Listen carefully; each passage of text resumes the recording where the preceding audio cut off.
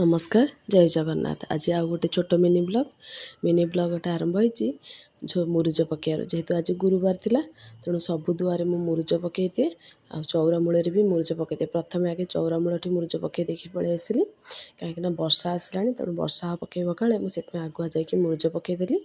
मु मुरुजरे बेसी किसी आंकेनी खाली पाद आंकी दिए दुआरे कहीं पूजा सारा पुणी रोसई कर हजबैंड जी ऑफिस पुओ जी स्कूल तेणु जल्दी जल्दी मु पूजा करदिए।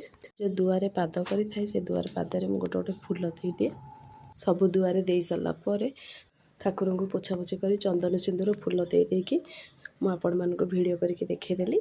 तापर आउ झुणा दीप देवाई दीप आ झुणा सजाड़देली। आउ ये भिडियो गुड़ा टी स्पीड कर देछि कहीं स्लो हेले तो लंग हो तेणु आपण मानक खाली अल्प अल्प वीडियो करके देखई देछि। चौरा मूल पूजा करदेली फूल चंदन सिंदूर देदेला जल देदेली तापर दीप आ झुणा दे सारिकी मुंडिया मारिकी मु पलि आसिली। ठाकुर घर पूजा सारिकी आपण मानक भी टिके वीडियो करके देखईदेली। तापर पूजा सरला सबु दुआर मुहर जो मु क्षीर चाउल टिके दे दिए आउ पाद भी करथे सेठी भी क्षीर चाउल दे दिए। आ मु रोसई करिवार वीडियो मु आउ बेसी किछि आनिनी खाली लास्ट को मु करि सारला पर देखई देछि आज रोसई रे कोन कोन हेछि।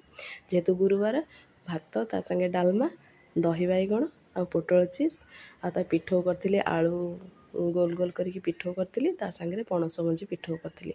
जदि आपण मानक मो वीडियो भल लागुछि ताले प्लीज लाइक कमेंट करिवे। रहुछि नमस्कार।